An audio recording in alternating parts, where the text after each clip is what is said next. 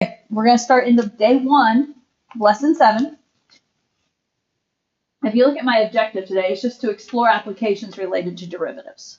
And one of the big applications is looking at the physics relation, so velocity. So notice it's velocity and other rates of change. So beginning our journey into application problems related to derivative. If you've taken a physics class, this will seem familiar. Not going to seem familiar to you guys. So the big ideas of straight line motion will be revisited many times throughout our course with increasing difficulty. So we start talking physics here, but it keeps going. Okay, that's a trend all year. Now, in this, we've been using 2 different notations for derivatives. In Lagrange's notation, the prime mark is the most common modern notation, named after Joseph Louis Lagrange. The original notation, though, goes to Leibniz, and Leibniz notation is a helpful reminder for the units of the derivative. Since the derivative is a division process, the units will always be y divided by x, and so easiest to write is the prime notation, yes? But what gives us the most insight into the derivative is Leibniz, which is the dy dx, okay? And it indicates what we're doing there, okay? So both are good. They both have good things. Just trying to figure out where does it say prime. The prime mark. I knew it was in there somewhere. So as I said, they're both good. It's just depends on the situation which one's easier to write and include. Okay, so that's a little bit of our history there. Suppose that s equals f of t gives the distance. So basically we have a function here. It gives the distance in feet of an object from a fixed point as a function of time, t, in seconds. What is the common term for ds dt?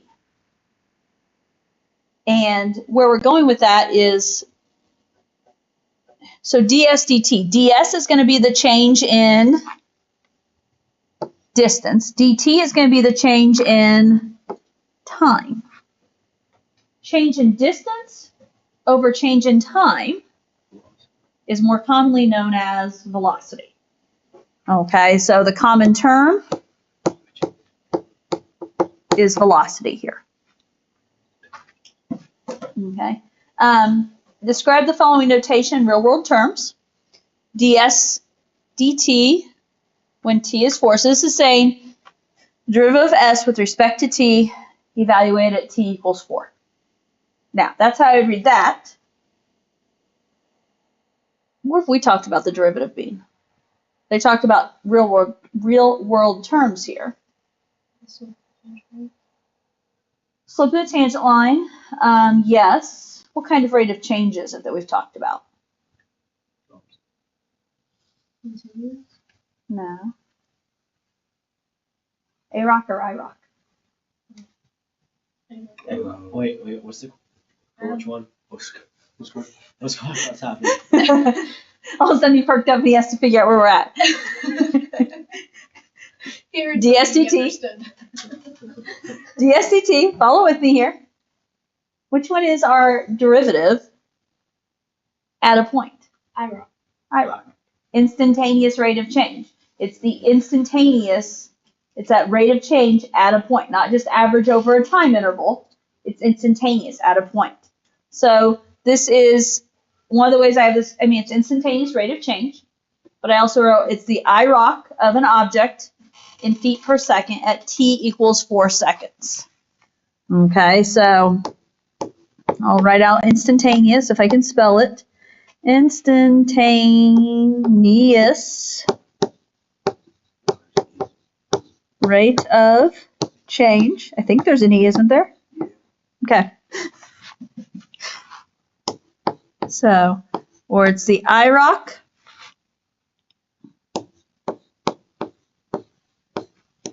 of an object in, and here we're talking feet per seconds, and we're talking at t equals 4 seconds in this case.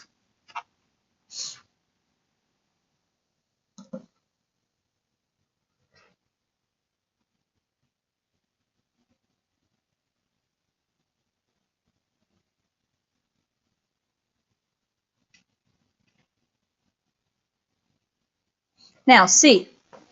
What do you think about the real world meaning of f prime of 4 equals 18 in this scenario?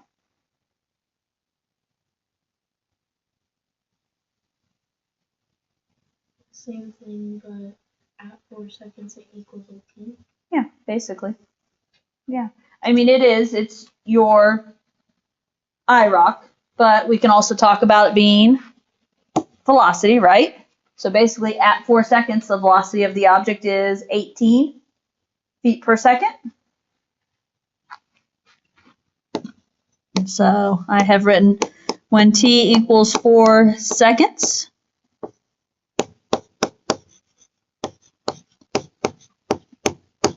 the velocity is 18 feet per second. Oh my goodness, good luck reading that.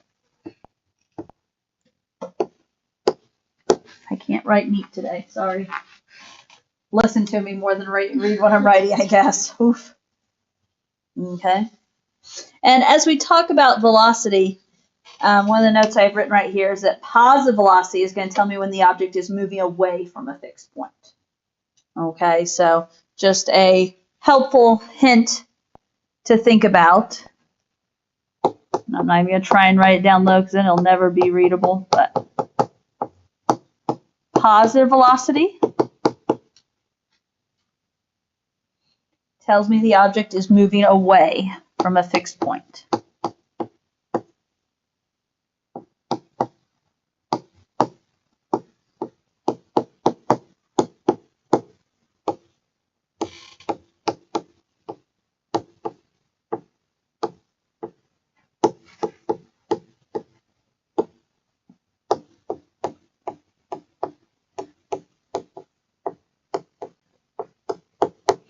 Okay. So positive velocity tells me the object is moving away from a fixed point. Because that is one thing we'll spend part of our time figuring out is what does positive versus negative indicate? Okay.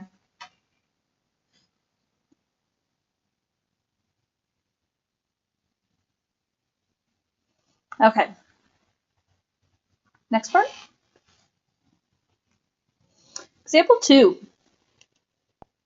Did Neil Armstrong step off the lunar module and pick up a moon rock from the surface of the moon on July 20th, 1969?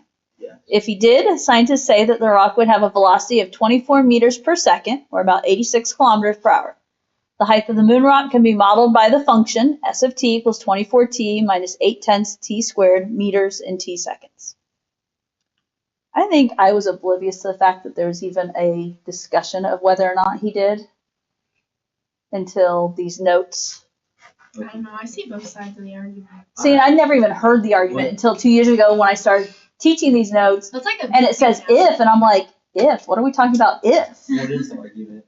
It's like the argument is that it was it didn't happen, that it was basically like they recorded it like a video using green staged, screen, yeah. like it was staged, and he didn't actually make it to the moon, and it was to scare the Soviet Union that we were catching up in the space race because we weren't.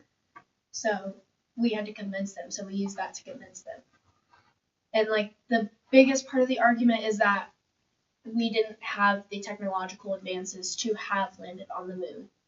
But then there's the other side of the argument is that our cinematic We didn't have the technology. I was going to say, the technology, wasn't high exactly. enough to produce something that looked Exactly. that fabricated. In 1969, did we have that technology? Yeah. No Basically, the You argument don't is, think did we you- have technology to go to the moon, or did we have technology to make it Make seem it that seem way? like it, yeah. So as I said, until I first had these notes, I was like, oh, I had totally oblivious that I that's believe in him.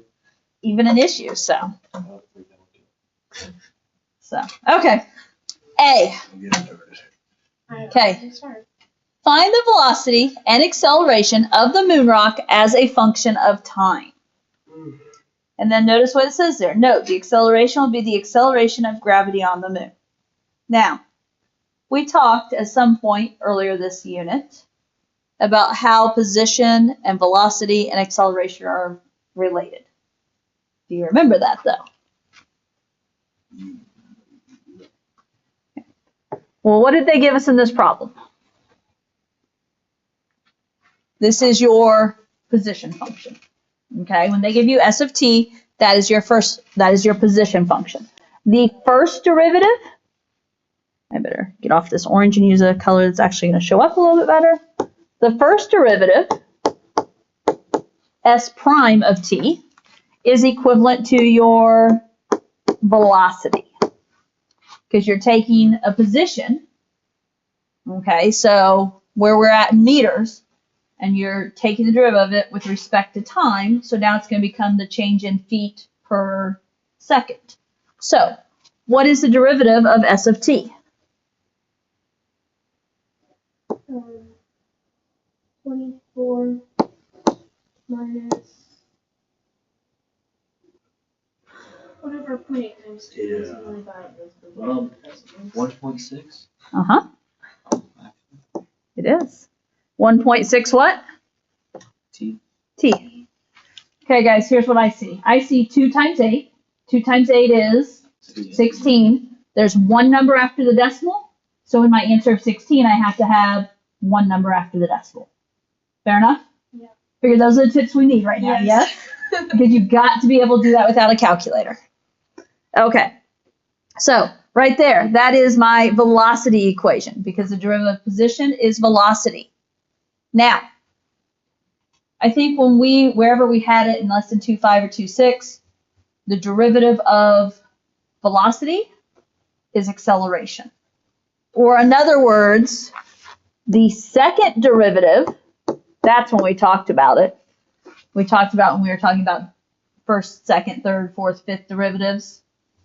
The second derivative of position would be the same as saying the first derivative of velocity, and that is equivalent to acceleration. Does that connection make sense? Okay, so S double prime of t is the same as V prime of t, which is the same as A of t. That's just making the connections, okay? Position, velocity, acceleration. You just take derivatives to get to the next level. And what is the derivative of 24 minus 1.6t? Minus 1.6. Negative 1.6? Yeah. Okay. Now, officially, when we talk velocity, we're going to talk meters per second. What are we going to talk with? Do we know what we're going to talk with acceleration? Meters per second squared. Or I think, in all honesty, when they teach it in physics, they teach it as meters per second per second. Because the idea is when you're taking the derivative of meters per second, it's now per another second. But that becomes meters per second squared. Okay. How long will it take the rock to reach a maximum height?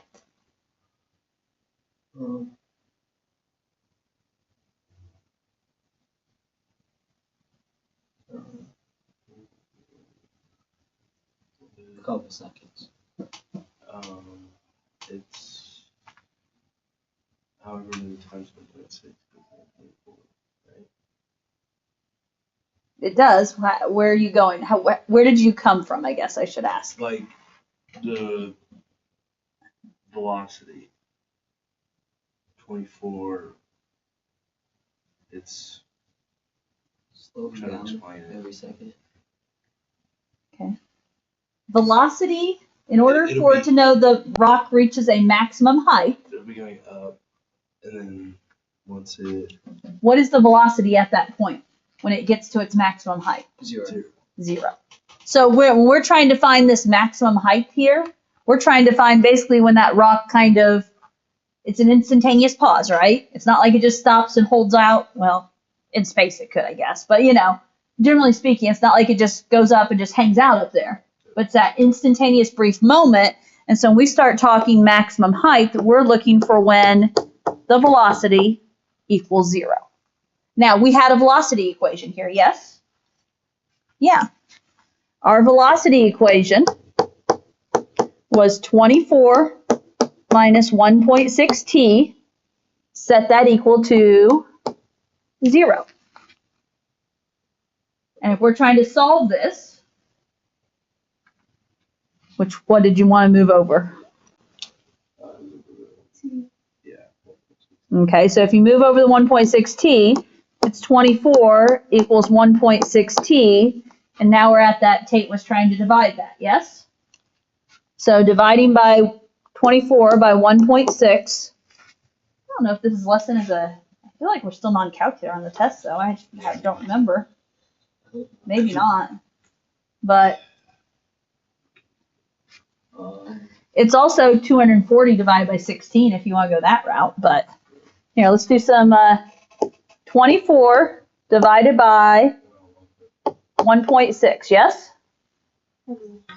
I know, that's why I'm doing it, because I know some of you are like, I need this. You move the decimal. You move the decimal over, and so that means over here you move the decimal over, means you're adding a 0. My decimal's up here now. As I said, folks, it's doing 16 into 240. Well, okay, my brain. 2 16s is 32. So if 2 16s are 32, about how many are in 100? 2, 4, 6. Right? Yeah. So I'm going with about 6. So then in 200, we're looking at, 12. oh, I could do 16 to 24, couldn't I? Yeah, I didn't know where you were going with that. I'm overthinking it. Okay, 116 and 24. Notice I'm just going to turn it off. 14 minus 6 is 8. 16's an 80. Sorry, I know it. I just wrote it down. 4, right? No. 5. 5.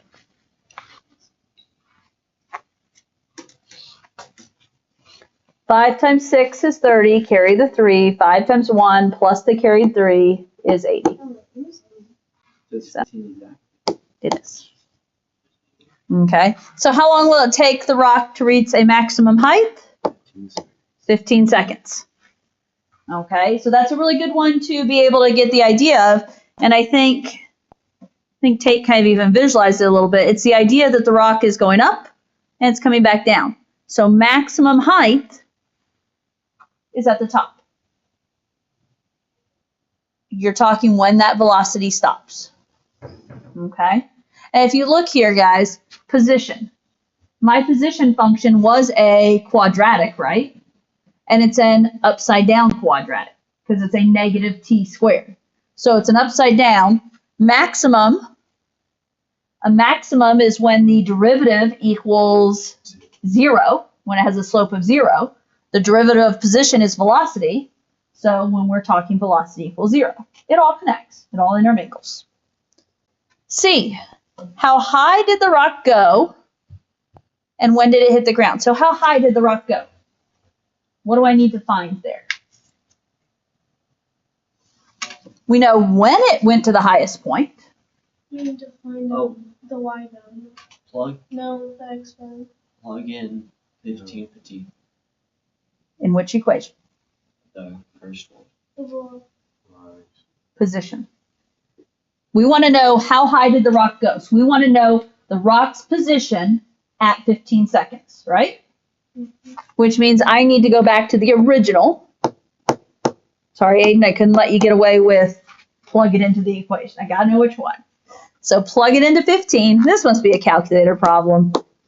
24 times 15 minus 0.8 times 15 squared. I'm going with this would be a calculator problem.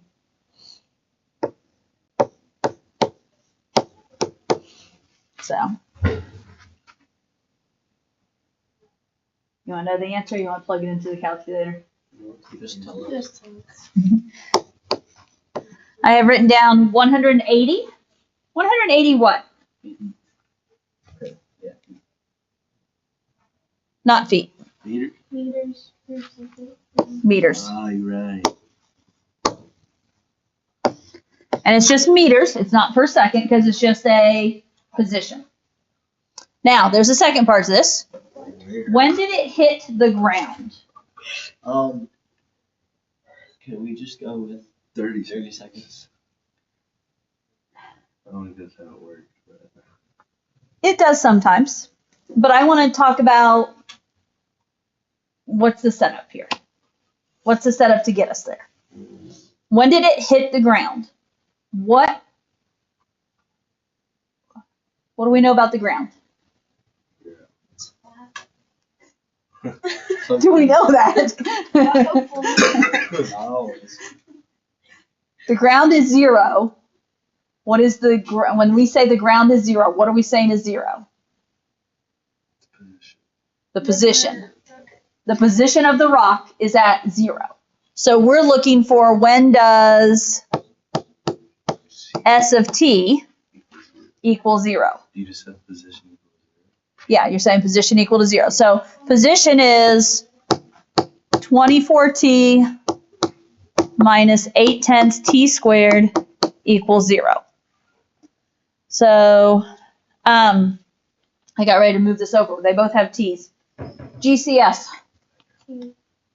T. We could just do t. In my notes, I did negative 0.8 t, and it makes the inside nice.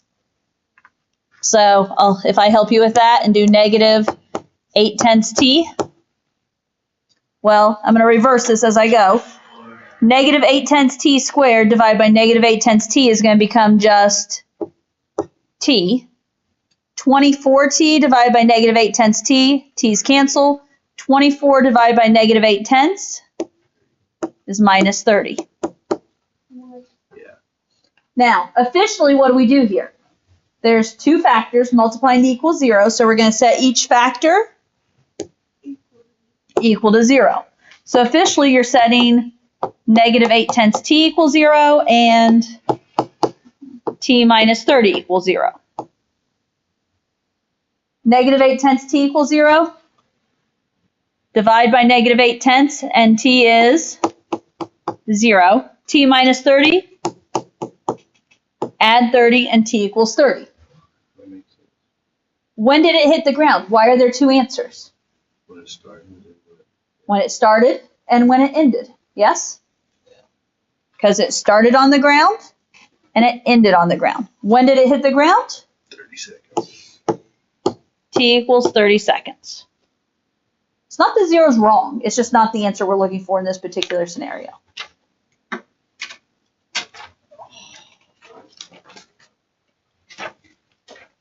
We didn't get to a page.